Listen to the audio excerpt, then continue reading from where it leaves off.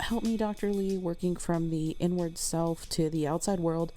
I'm back actually on audio and not video because hopefully this is a little easier and quicker. So check out what happened during my ride along with the pharmaceutical drug rep. I wanted to get on a different platform with everybody because I felt like this would give me a different way to talk to you about my experience because it's much faster. It's going to be a lot easier for me to put this out in sort of like a podcast style informational versus the video. So hopefully the change is not too alarming and maybe this could work out for us, right? So I wanted to get into what this ride along was really like for me.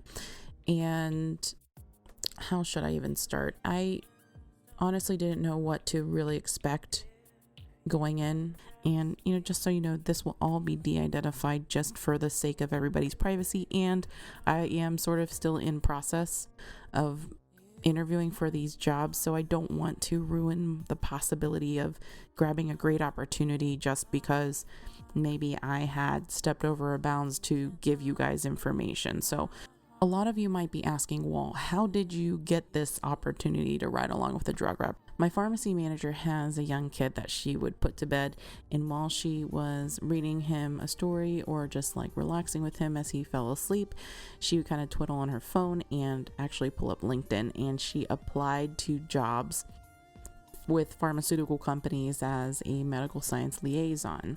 So she'd do like 2 here, 3 there.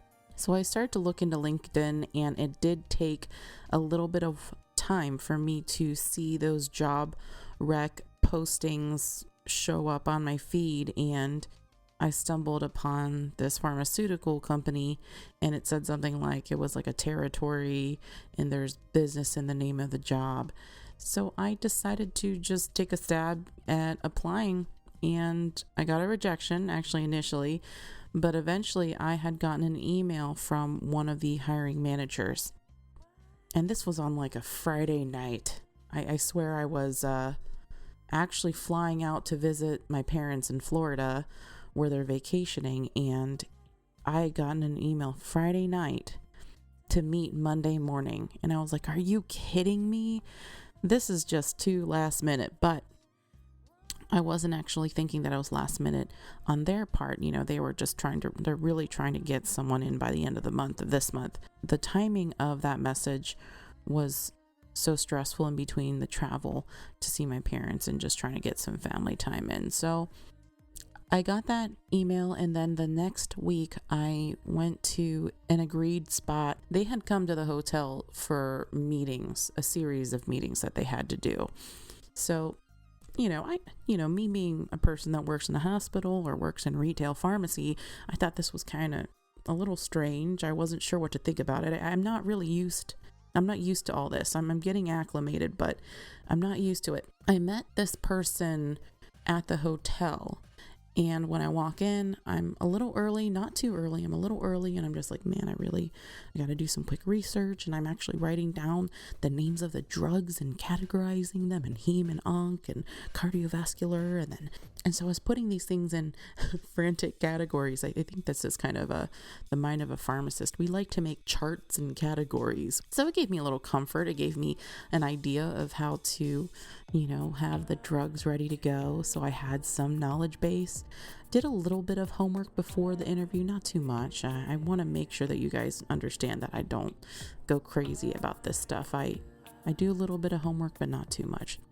So I walk in, and I'm waiting in the lobby. It's pretty calm morning, and I saw my interviewer come out, and I recognized him. Luckily, I had the LinkedIn profile put up a couple days ago. I had looked up his LinkedIn, so I did recognize his face. And I'm like, oh, hey, how's it going? And I stated his name and addressed him like, hey, how are you doing? And we made small talk as we walked over to the conference room, meeting room area.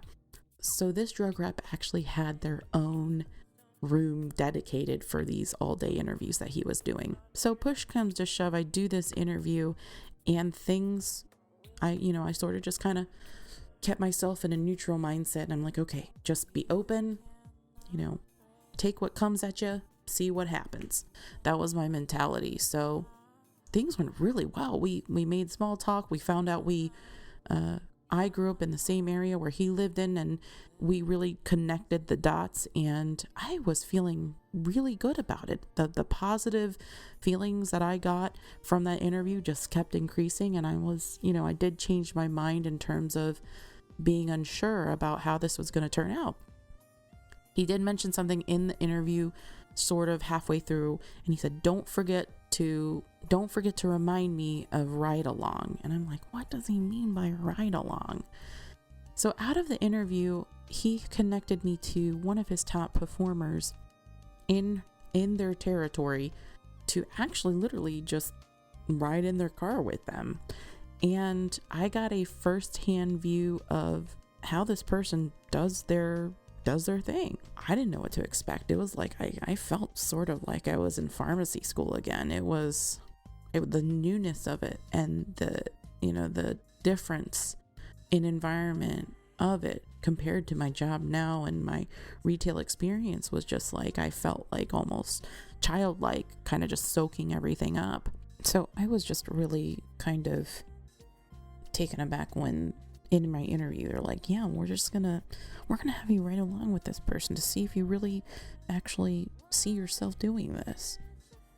In some way, I want to be like, in the interview, I thought he was actually saying, I want to make sure you like this. I want to make sure this is something you would want to do. So I get done with the interview, and then he just, I offer, hey, just take my cell phone number down so it'll be easier, let's just make this easier for everybody. And he gets me connected with the other person and their cell phone, and I basically get connected to do the ride along and schedule time. So I we had talked over text. I connected with this person, and we had set up a meeting just at a coffee shop. And so I went early, got my hot tea, and I got all that before the person arrived. And then the person arrived. They were just, they just came in casually around the time that they had agreed to meet me. And it's so funny because as I'm overthinking every part of this process, I'm finding a table where if they walk in, they'll see me. And, if someone sits in the opposite chair, I get up and go to a different table, and I'm trying to set this up as best as I can. This person actually didn't recognize me, so I had to address them by their first name. And, I don't even think I remember introducing myself, but instantly I'm like, hey, I'm me, and I'm supposed to meet you, is kind of what I did. And I don't even remember. I was so nervous, but we got to talking. They're very casual. They grab some coffee and they just sit down and they make more small conversation. I get to know that person and their background, and they have a medical background. They're actually a medical healthcare worker as well. And so we really struck common ground. And after that, we spoke for a little bit, and they actually began to ask me some demonstrative questions about what would you do here? How would you answer this? And it became clear to me that there was a sort of synchronicity in personality. The answers that I was giving was what they would do. So that was very agreeable. This kind of took me back to my retail days where I would almost oversell my pharmacy service, or I would make everything pharmacy exciting and dramatic and the best thing, since sliced bread. That was my pharmacy life. Going from, we have this in the drive-through window, and everything was exciting when I was in retail pharmacy. But I'll tell you, my managers and my supervisors were just so not with that with that party. I felt many times I was more enthusiastic than my supervisors at my previous employment and experience with retail. So that being said, being sort of humbled by all of that experience and coming to this interview at a coffee shop, and I'm really just kicking it off with this one high-performing drug rep, I just kind of had a click in my head, or a light bulb go off. I'm like, what have I been doing this whole time?